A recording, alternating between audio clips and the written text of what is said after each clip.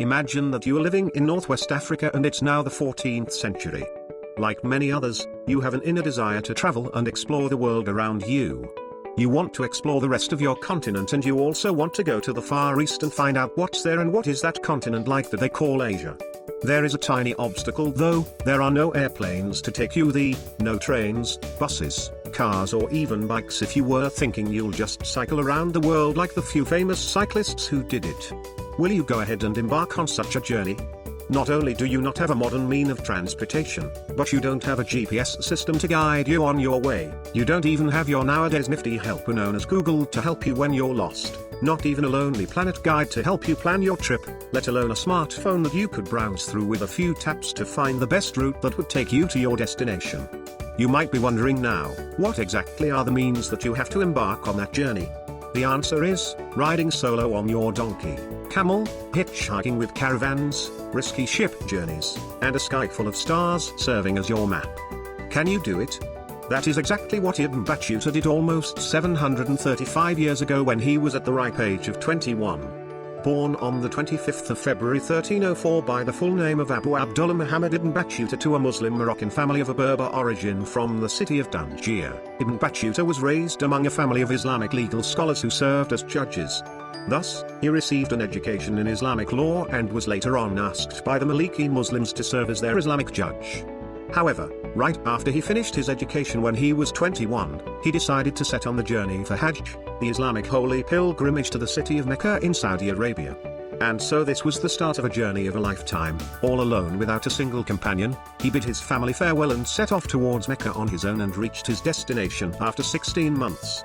After performing his religious duty of Hajj, his thirst for knowledge increased and he grew more curious to find out about other undiscovered lands and cultures. Driven by his wanderlust, as most youth of his age would be, only he had no means to facilitate his journeys. He spent almost 29 years traveling around the different parts of the Eastern Hemisphere. He began his journey by exploring the Middle East region, for on his way to Mecca, he visited Egypt, and then after Mecca, he crossed the Arabian Desert and traveled to Persia and Iraq, and then up north to Azerbaijan, and finally back south to Yemen. True, he started off solo on his journey, but he soon discovered that for safety measures it was better to join traveling caravans.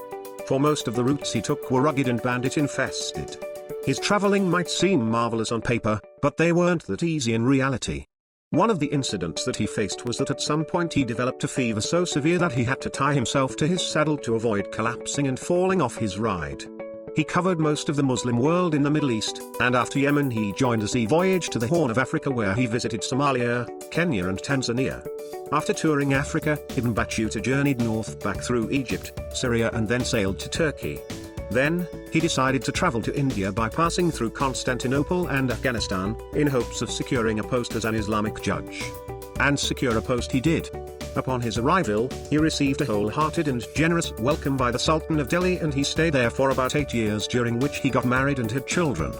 Due to his status as an Islamic scholar, many regions offered him such warm welcome and even showered him with gifts like fine clothes and horses. Ibn Battuta still had the urge to roam and discover, and so at the first given opportunity, he traveled as the Sultan's envoy and leading a group to China. This journey, however, was the start of a series of unfortunate events and hardships. His group was harassed and he was even kidnapped and robbed of all his possessions, and when he tried to sail away, his ship faced a storm that killed many of his companions. After that, he spent over a year in the Maldives, and then he finally went back to China, which was then marked as reaching the edge of the known world. He finally turned around and traveled back home to Morocco, where he arrived in 1349, by which time, both his parents have passed away.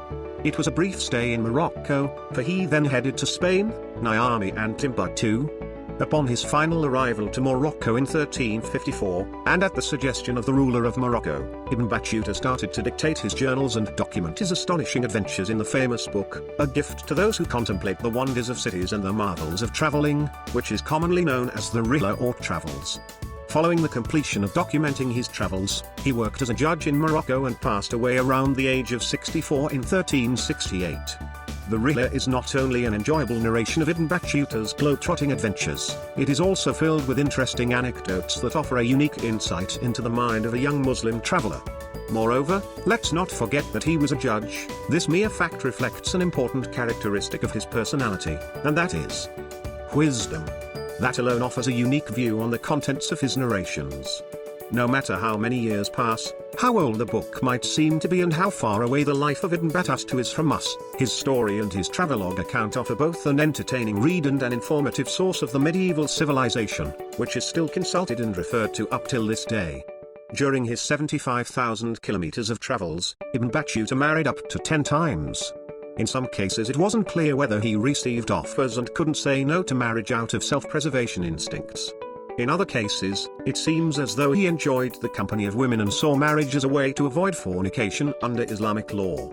He offered an insight into the world of casual sexual relationships in the Islamic world in his commentary on the Maldives. It is easy to marry in these islands because of the smallness of the dowries and the pleasures of society which the women offer. When the ships put in, the crew marry. When they intend to leave, they divorce their wives. This is a kind of temporary marriage. The women of these islands never leave their country. Ibn Battuta married free women and married slave women, called concubines in the past times. He received concubines, slave wives, as gifts and sometimes paid to marry. Ibn Battuta offered insights about many people, places, including the Great Wall of China, and events relating to his time.